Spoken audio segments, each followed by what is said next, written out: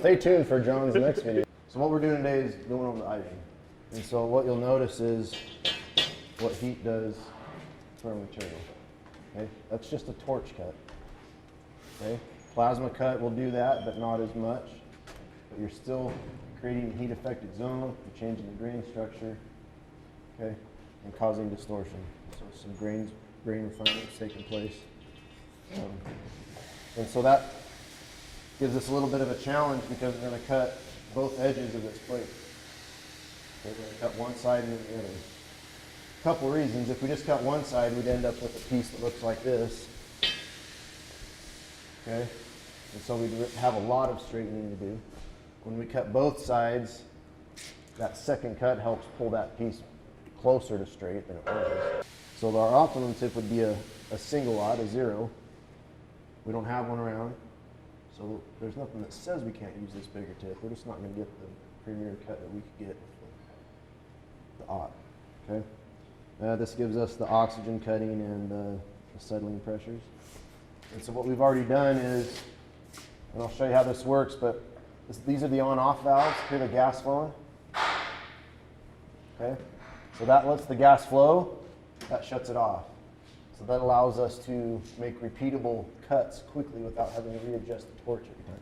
Just remember when you're lighting your acetylene, you got to be within this pressure range for the tip you have. You're going to set that. You light your acetylene. You want to get rid of the smoke, the black smoke, right? You don't want the flame jumping off the tip. Start adjusting your oxygen. You want to adjust it till you get that neutral flame, right, on your preheat flames. And then when you hit your cutting oxygen, that preheat neutral flame shouldn't change. Light, and then it's ready to start using for cutting oxygen immediately. Okay? Also, your preheat flames you want to keep off of the base metal. So we don't, all they're doing is creating, all those little outside flames is creating a molten puddle. And then once we hit that center oxygen, that's what's doing all our cutting for us, right? It's creating that burn, that rapid oxidation, that's what's making the cut. And so we really don't need the preheat flames after that, okay? Unless we go too fast and we overrun our molten puddle, which I did on the last one. You can see it happen right here. So I had to back it up, get that molten puddle established again, and then initiate our cutting oxygen. Okay, so make sure you got a tip that will work well, which this one will, but it's not the optimal one. And the next thing we'll do is we clean this before the last cut, but always check it again. And what do you want to do with these cleaning tips? Yeah, find one that's not, especially not too big. If you're a little small, you're okay. You definitely don't want one that's too big, right? The hole there, just clean it up. We're not resizing it. Okay. The real important one here is our oxygen, because that's what's doing the cutting for us. But I would check that every time after every cut.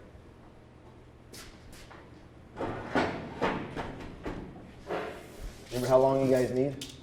So this one I pre-cut in the iron worker, 51 inches or 4 foot 3 inches.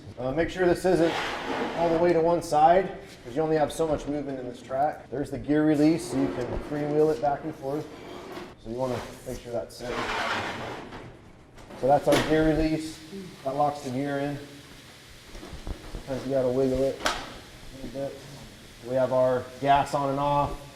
We have our fuel and oxygen adjustments, just like you'd have on a torch, and then our cutting oxygen right here.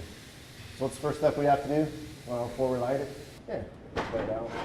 Here's what I'd recommend. This is 5.5 inches. If you do it just right, you can use that for your web stiffeners. So if you get it close or cut it exact or cut it later, you can use that drop for your web stiffener. You don't have to draw a line all the way down on this one, but we will anyway. The next one we'll definitely have to draw a line all the way through, like so.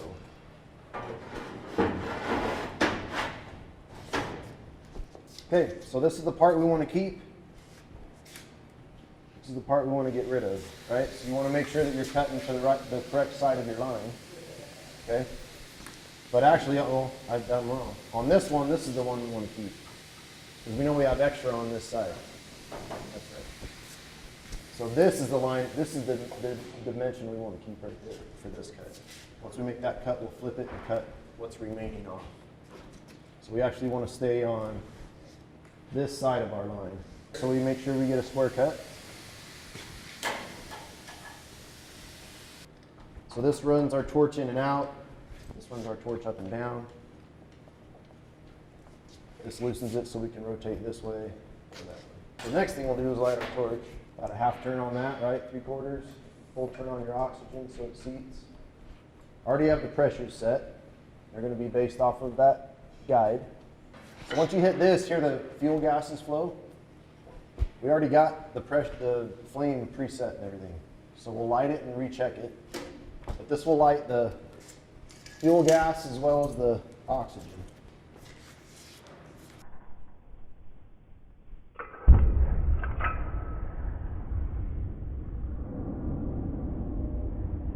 There, now we're getting the gray smoke.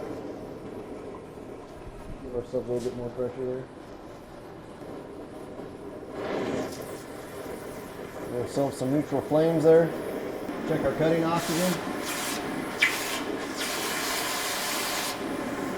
We're staying pretty good.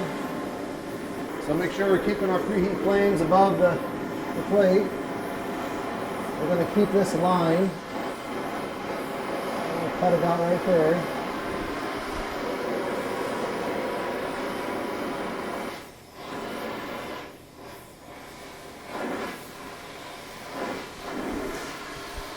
Okay, so the next thing we're looking at is we have speed adjustment and a direction to go this way or this way.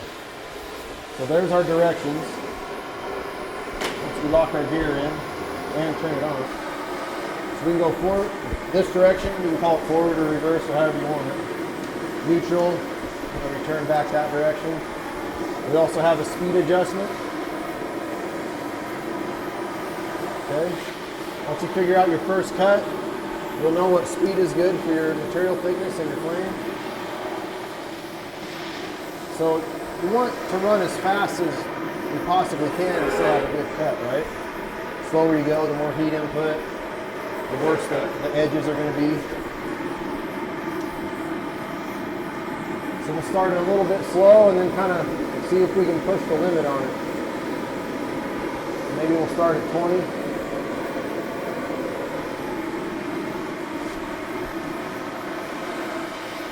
Get a preheat. Once we get a preheat, we'll initiate the cutting oxygen. So you're waiting for that shiny puddle. There it is. Start pushing your speed. You can kind of see your lag lines. You want them pointing straight down. You don't want it lagging back too far. You definitely don't want to go too fast, but you want to push the limit.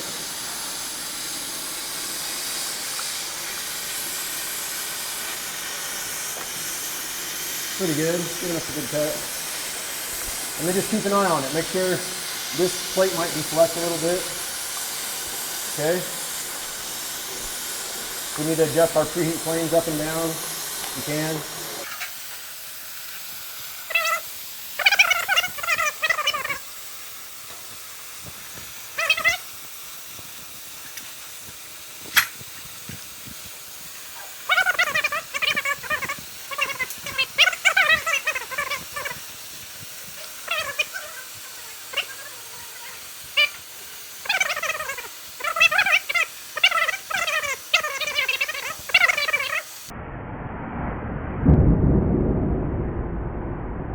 Well, our piece fell off, so that's good. Okay, so do you guys remember the dimension on the web? We cut that while this edge is cooling. 51 long, 1.25. I think that's the one I remember. Set our material thickness to 3/16.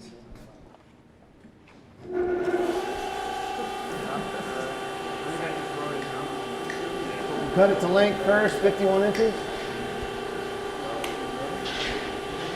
4 1/4.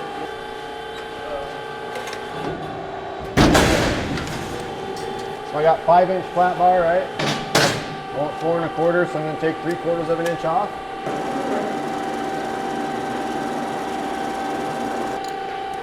So there's exactly 3/4. So I was going to take 3/4 off of one side.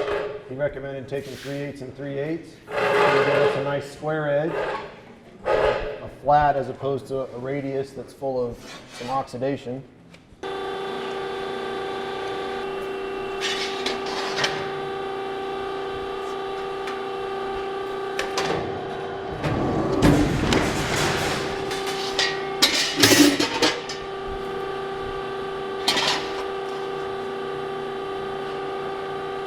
Check this dimension before you just assume that this is going to work out. I would recommend, if anything, make these parts to size or smaller. Work out good.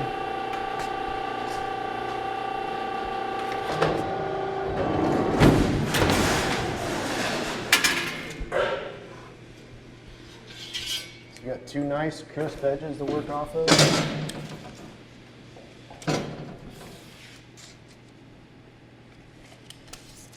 Got a 51, right? So we'll take some of that mill scale off before we do our layout.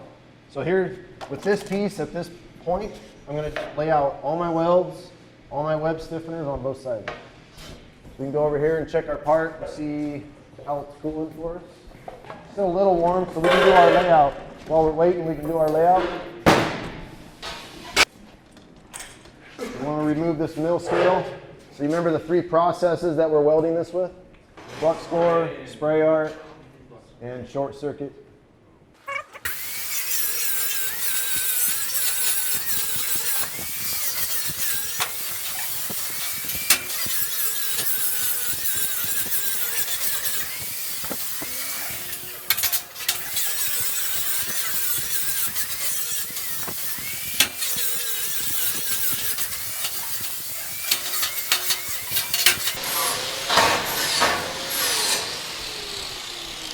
Remember the layout, the web stiffeners, and where the welds go. So let's do the web stiffeners first. So what's from the edge to center of each web stiffener? 18 inches. 1 foot 6 inches, 18 inches. Okay, that's our center. How thick is our web stiffener? 3/8. Okay, we'll go 3/16 each direction from center, so we have 3/8. Make sense? So we'll go 18 for center, 3/16 each direction for our overall. Okay, makes sense? 1 foot 6, 1 foot 6 to center. We did half our material thickness each direction. So we have our web stiffeners centered on there. Okay, so now what about the welds? Okay, so for section A, we'll label this section A. B and C, we're going to look at it just like we would the print. Okay, so for section A, this is flux core, FCAW. The bottom welds, arrow side and other side, are continuous. Go to the GMAW, it's the same thing, continuous on the bottom. Label that GMAW. Third section was our spray arc, which is GMAW as well. We're just different wire transfer. We're going to do that continuous on the bottom. Now we lay out our top intermittent welds. So if you remember, the FCAW and the GMAW, we have intermittent welds, which mean they're not continuous, but they're chained, right? So if we have an 1.5 weld, that's what we're asking for right here. 1.5 weld on one side, an 1.5 on the other. They're opposing each other. They're opposite each other exactly. Those are the chained ones. When we have the staggered, then they're going to be offset that center. Okay. Now when we have staggered, if it doesn't tell us on the print where to start and end one side or the other of the stagger, then we're just going to work off of the center lines of the welds that we have. So we have 3/8 leg fillet weld, 1.5 inch long on 3-inch centers. So we're going to start on the end. We're going to go 1.5 inch. We're going to go 3-inch center. That's going to be the start of the next weld, and then we're going to go 1.5 inch. Okay. So since we're on 1.5 inch welds on 3-inch centers, all you got to do is mark out 1.5 inch lines all the way down. So I have 1.5 inch, 3, 4.5, 6, 7.5, 9, 16.5, and then our next center is the center of the web. Okay. Now we can mark out where we want the welds. Intermittent, but they're chained. It's not always this easy. Mark out where we want our welds. If it doesn't tell us, we get to choose. Okay, our next ones are staggered. Okay, So we're gonna mark this out the same way. We still have 1.5 on 3-inch centers. We're gonna mark this side out the same. We just gotta remember that when we go to the other side, that we have to stagger those loads.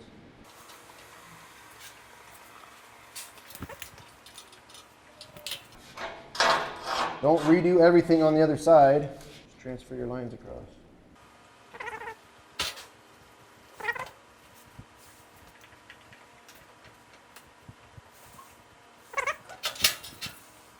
Okay, so I welded there. This is going to be staggered, so I'm going to start my welds staggered of that on this side. So here I have my weld.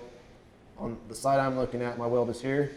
The side you're looking at, I'm going to start my weld there. So it's staggered, intermittent weld.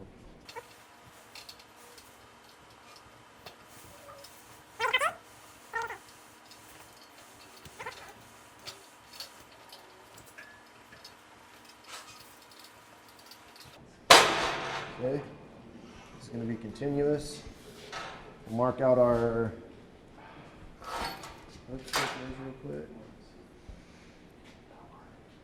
I bet by the time we get done with this, our part's cooled down.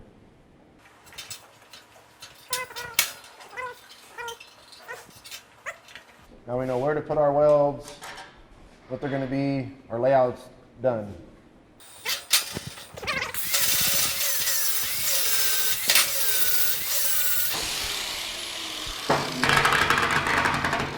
Guard side.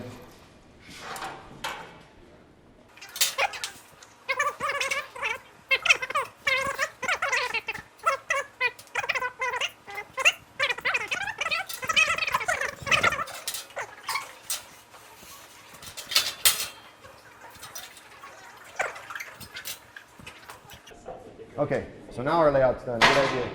Get our mill scale off there. Oh yeah.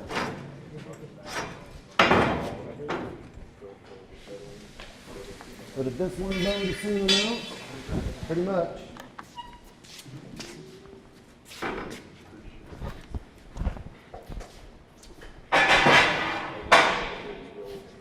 Don't try to grind all this slag off.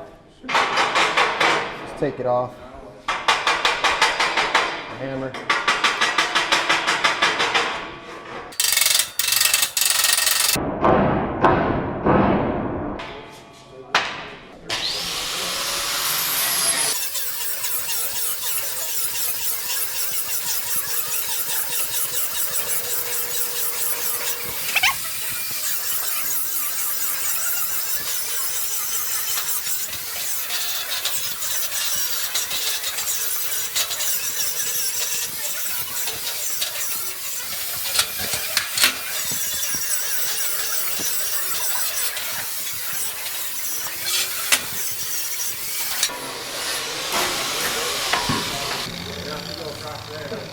How wide is the plan? 3 inches? Okay, so this edge is curved, right? Agree? This is curved now. We have to lay a line out on here. If we would have laid out that 3-inch line first, it'd be different, okay? So now this is the exact edge that we want to go off of, okay? So the little extra secret that we got to do from this cut as opposed to the first cut is we have to follow our line. And our line isn't straight anymore.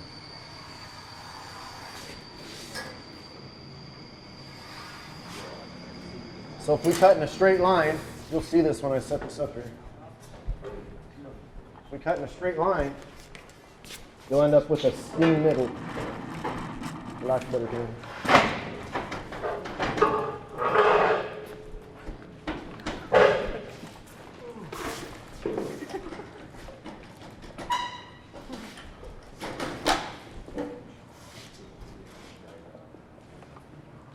Okay, so now this is the side we want to keep, right? So this is our waist, so we want to be on this side of the line.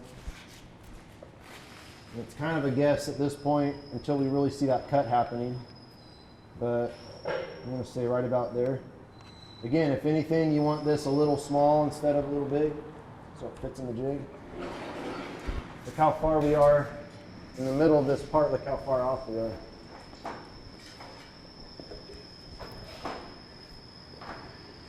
See that? what is that, about a 1/4 inch or so? So it ended up being a 1/4 inch thin in the middle. So instead of letting this track torch do a linear movement for us, we got to move the torch as we go manually.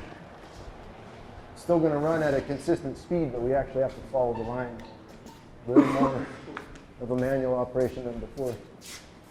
Okay? Get to the other side and we're good again.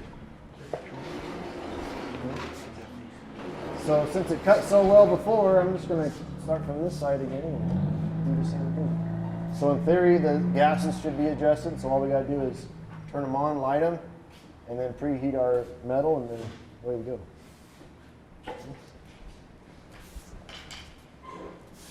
In theory.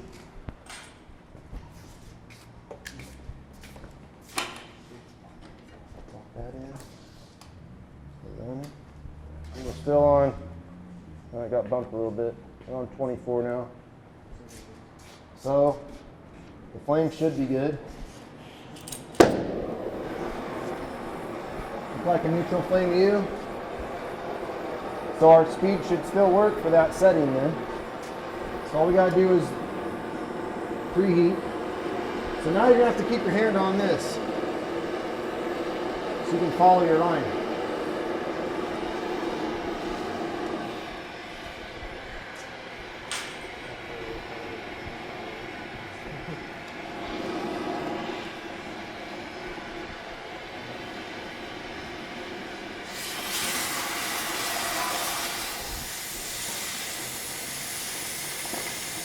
Wrong way. There we go.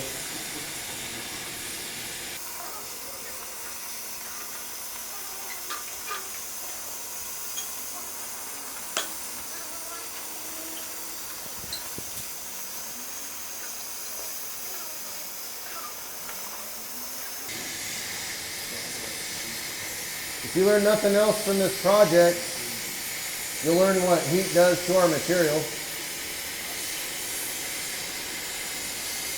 So that's why usually welding is the last resort. If you can bolt something or secure it any other way other than welding it, you're going to want to do that, because once we start welding something, we get a lot of distortion and stress in our parts.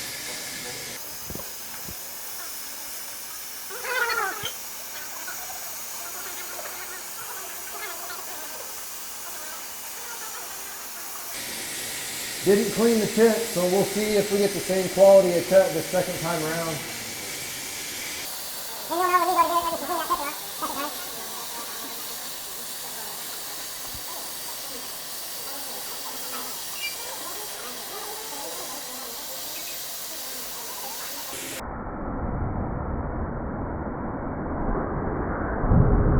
Well, the piece still fell off, so that's a good thing. We should be able to clean this one up. Cut that out for our web system. Only about, what, 16 inches worth?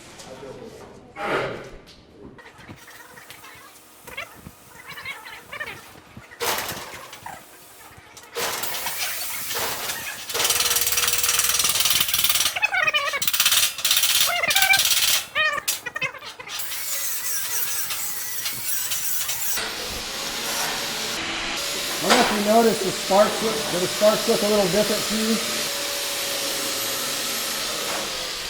Look, the feather, the little tail coming off there. It looks a little more refined. That means our material is harder in this area than over here. See all those feathers? There's not as many feathers coming off. If we could get this under, and Cody might be able to do that with the video.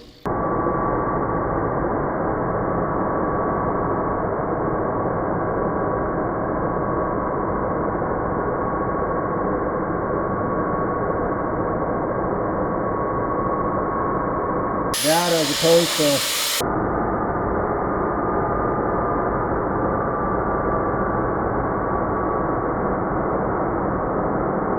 that. I think that's a huge difference. If you can really slow that down, maybe, hopefully. I'm gonna go 4 3/16.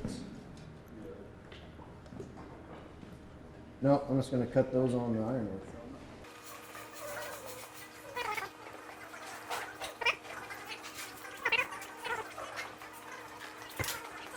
All right, so I have this. That part's cooling. So once I knock these out or cut these out, I should be able to take everything I have and go to the shop and start my assembly.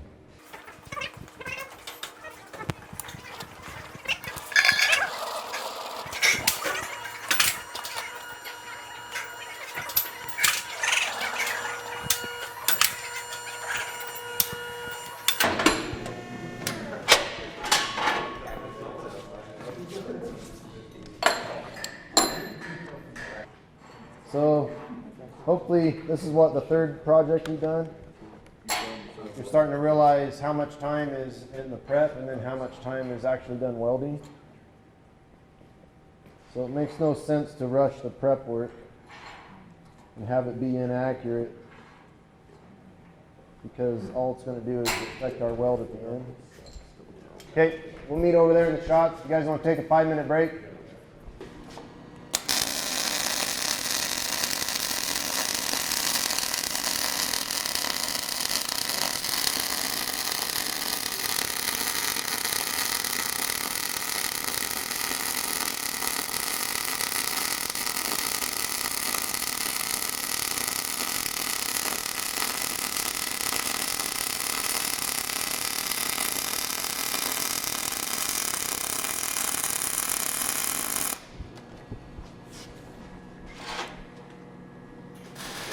Slight bow still. Okay, didn't pull it back completely.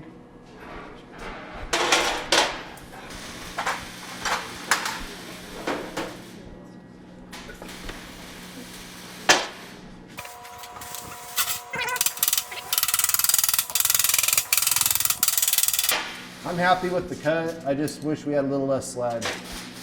And I might have gone a little slow. Could have bumped it up.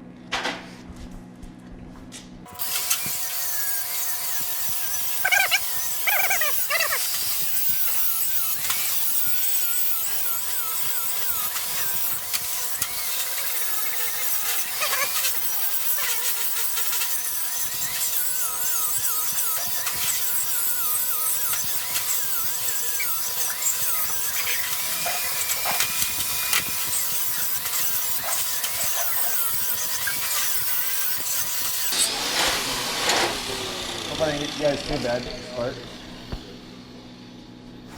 So I have all my pieces cut out. We pre-cut this one. So by my tape measure, I'm at or under 3 inches. We'll straighten this flange piece before we go any farther. Still within that 3 inches. Count the pumps. Ready? Got 1, 2, 3. See it moving? 4. Let's go with 4.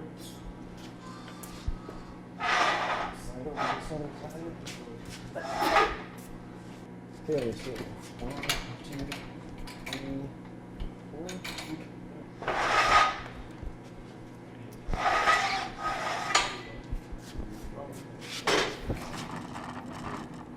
I must have practiced that. And it's a little, I'd say a little bit in the middle. A little bit about right there. Sure that's not just a divot from the cut? No, because it's the same on both sides. Okay. It has a, yeah, it's not just the cut. It's both sides are consistent.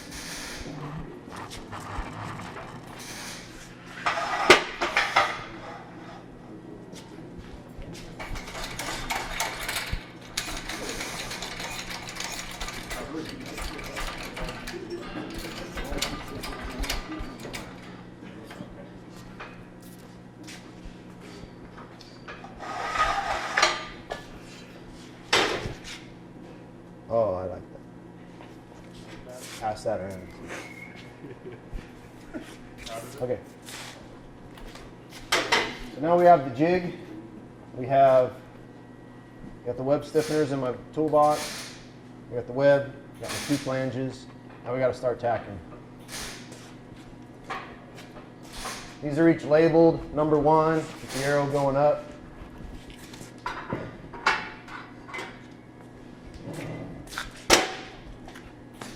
Number 2 with the arrow going up. I'm going to leave that one in place. Number 3.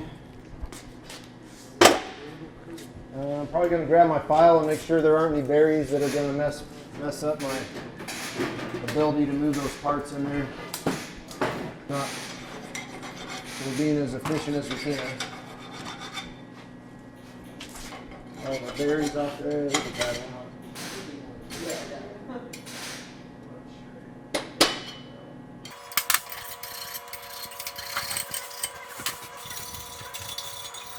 I recommend doing this for every new person using this jig.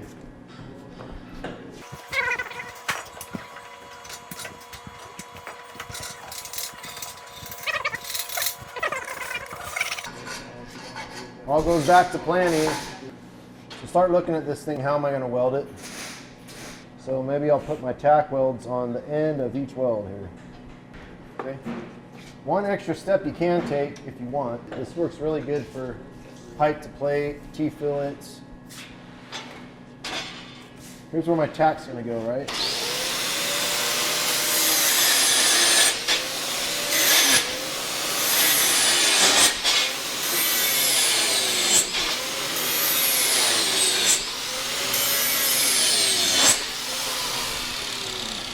Okay, now when I tack it, that tack's going to disappear into that groove. It's actually going to cause a little less distortion because it's going to pull less on that plate because it's not on the outside now, it's more towards the middle.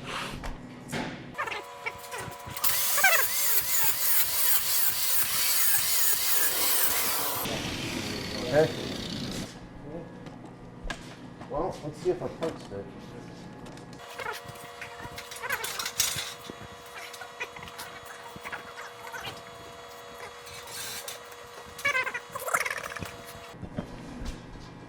Oh boy. That looks like it.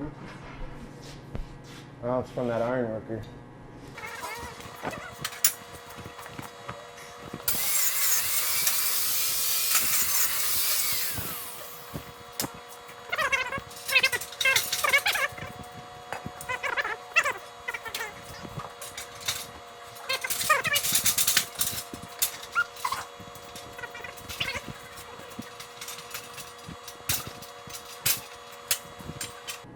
You see how this wouldn't work at all if your parts were too big?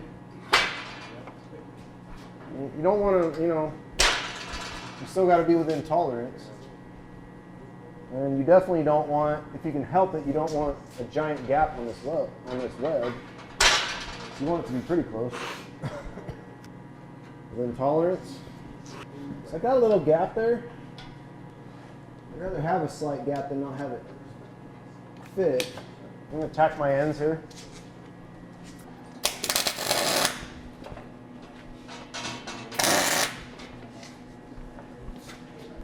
Oh, I'll tell you a story about that. So, oh yeah, you're so cool. I started welding full time when I was 17. Okay, so you're so cool when you can tack weld just like this all day long without having to put your helmet down because it's fast. Guess what happens when you tack weld without your helmet down? You sunburn your face and your eyelids. You will burn the entire surface of your eyelids. They will get sunburnt and blistered, I guarantee you.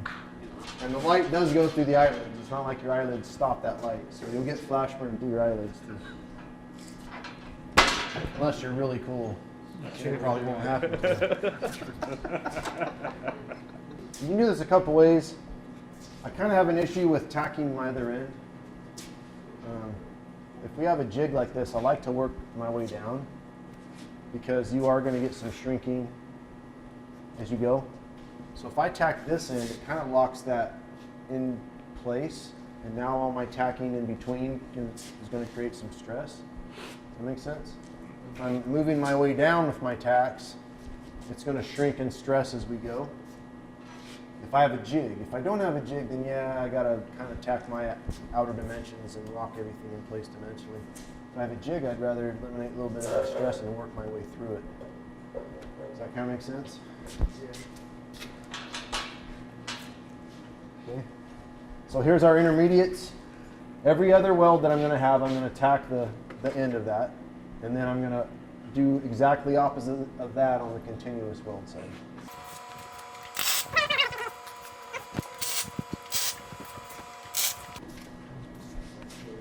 So I started over here, now I'm going to start over here.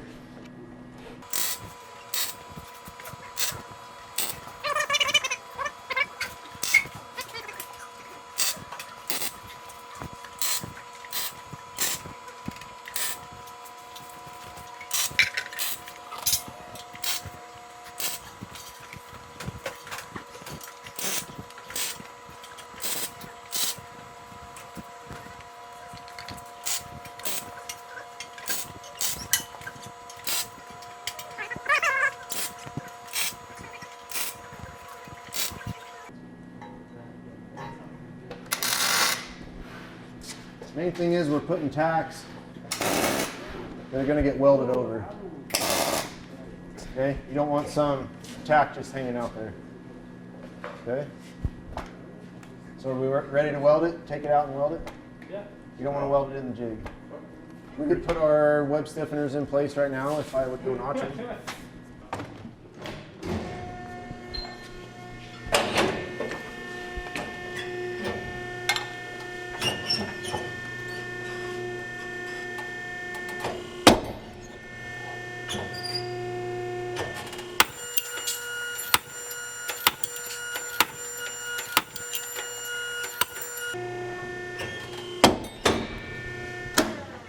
When you put these in, and something I could have, looking back, I could have, instead of doing these last, could have done these first, and it could have potentially helped with a little bit of distortion I got from tacking on one side before I could get and tack on the other side. Some shrinking that went on. There is a little bit of play in this jig, so some parts may have moved slightly. When you go to tack these in, check them with a square. Okay, don't eyeball them. They can be off. Just put a square on them when you tack them. So after we get these in, all we got left is welding it up.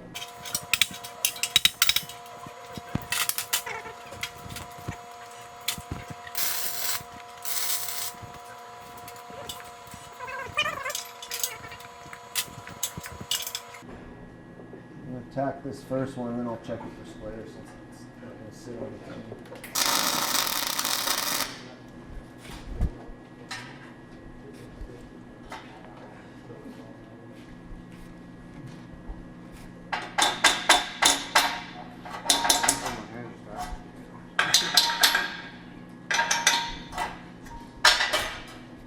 Gap in there.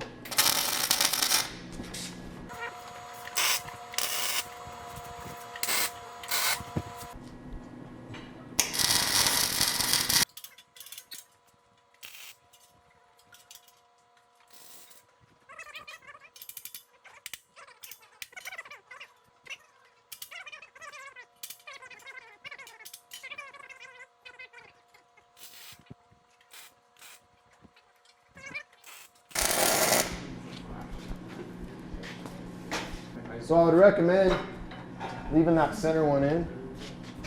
You can do this however you want to do it, and I would also recommend not leaving them all on and trying to slide your pieces in, because there's so many pinch points on there.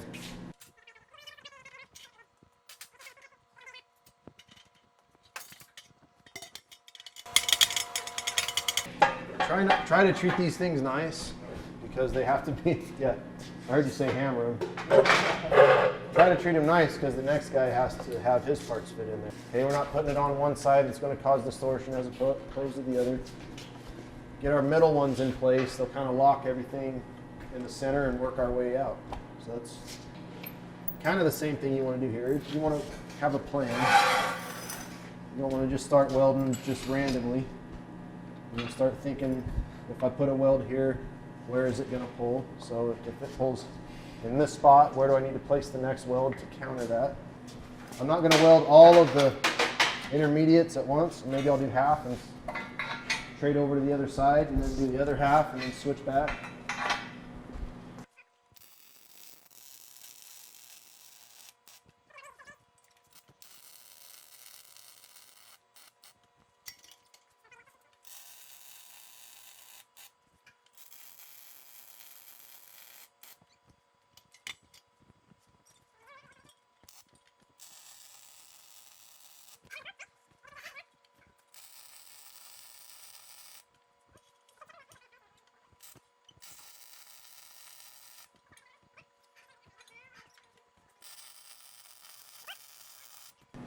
Beautiful. So you see the difference between a pull and a push. You can see the difference. We went uphill on these, so we had some buildup. If it would have gone downhill, it would have been a flatter bead, a little bit better penetration. So all the appearance of the bead's going to change, you know, how you're manipulating the tunnel. Okay. These are all chained, so we're going to create welds right here. If you put a spot weld at the end, then you'll know where to stop, right? Another way to do it is, once you get the hang of these, if you're doing repeatable intermediate welds and you're using the same rhythm, You can count. So let's do it on this one. For where we start,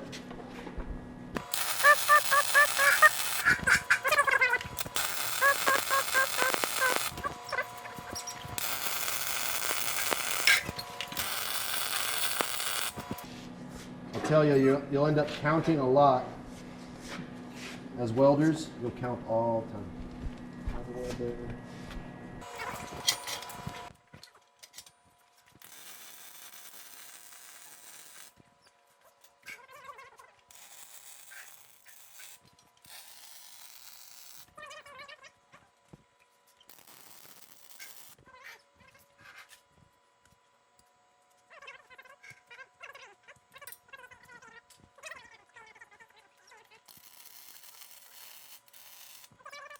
Voltages we're running. You can see the challenges on this one with the voltages I'm running. It's almost uncontrollable downhill, right? Looks better. It's nice and flat and tying in good, as opposed to the side where I went uphill, where it's got some buildup. So you got to decide what's better for you. Okay, how much penetration is required, the appearance that you want.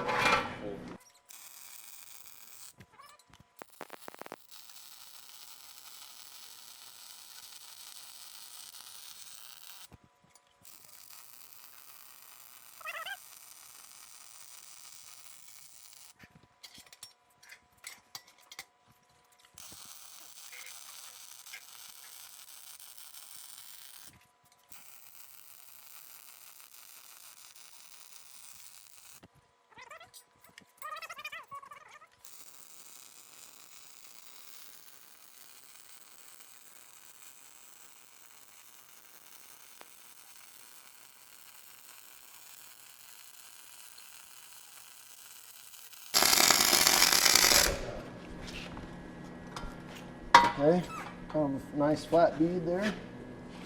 Okay, so that was a push, so we're going to pull this one and see if we can see any difference in the appearance.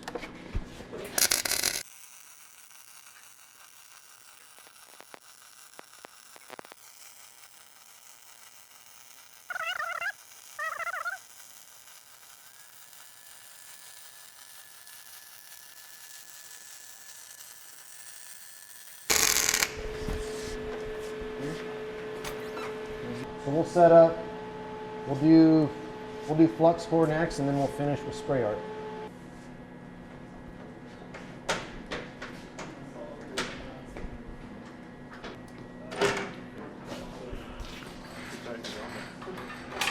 So if you have more than one ground clamp, does that mess up your welders? No, it just makes it too No, this is a voltage sensing clamp. Do our intermediate welds first. All right, here we go.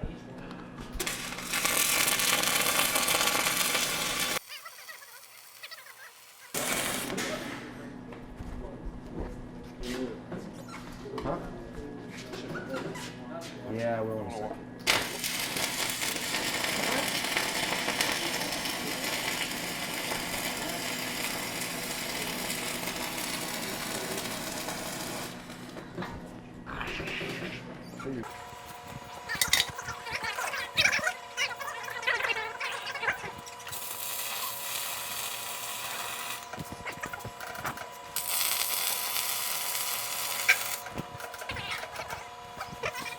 Right as close as possible. So of course we don't weld over our slag, right?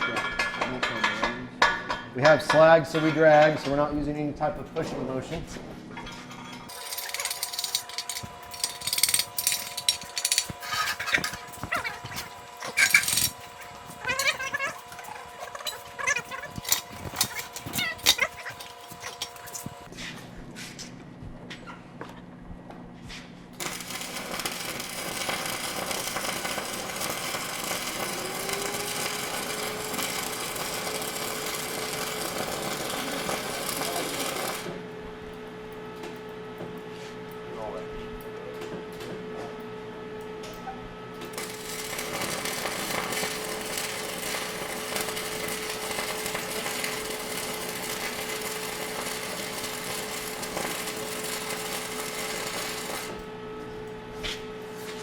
Ship our slag off these first couple and kind of read our weld really quick.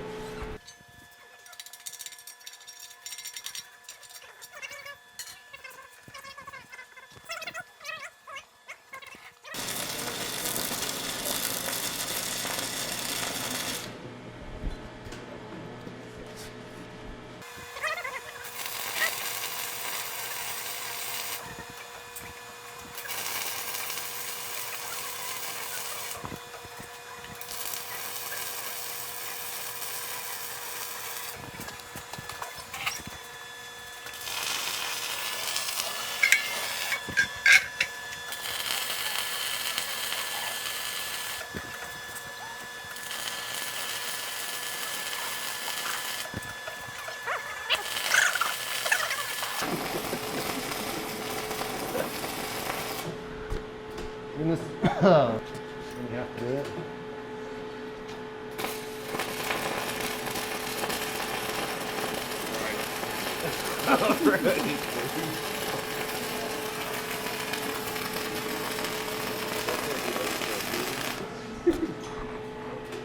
Monkey. That's the shitty part about it, right? Toward Yeah, I should have a respirator on, of course, but then it's going to be tough to talk.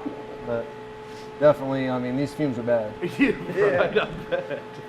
You're not gonna feel good tomorrow.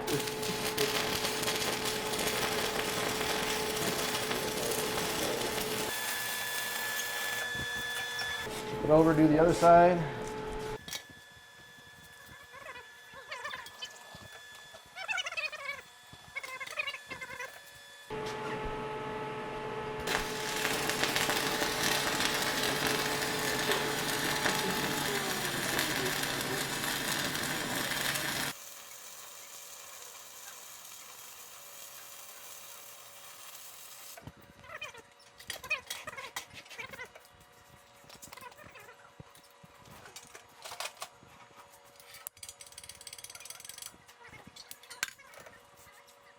You ready?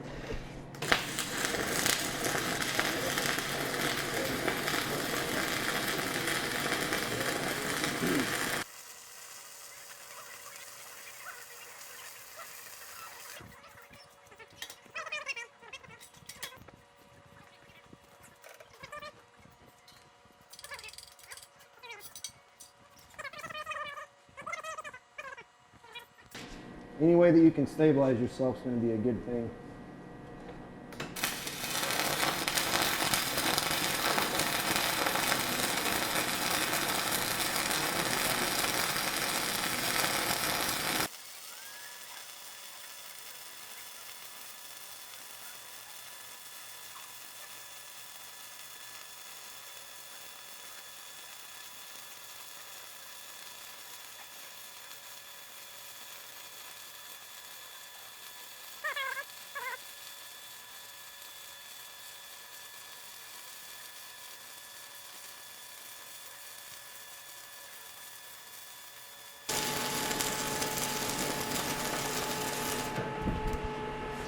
I hope you guys challenge yourselves with that left-handed, because that was a challenge for me just because of strength.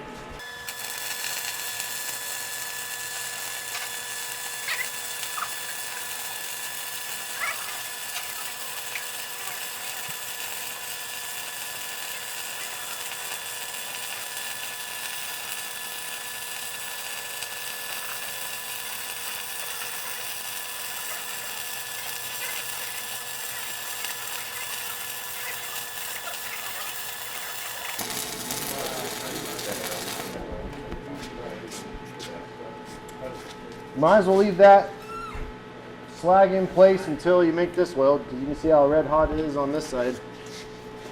Okay, so the last process is spray art. That's going to be the fastest. So we're at 31 volts. We're definitely at above that transition point, so we can get a spray art. You remember how much argon we need to initiate a spray, a true spray? Minimum of 80, so we actually got 90%, so we're good. Okay. So we'll weld our web stiffeners in first. If we got this set right, it should be nice and quiet. Right?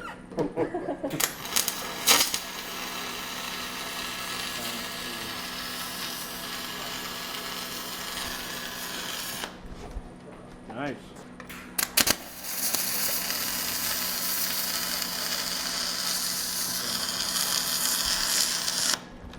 That's just fun.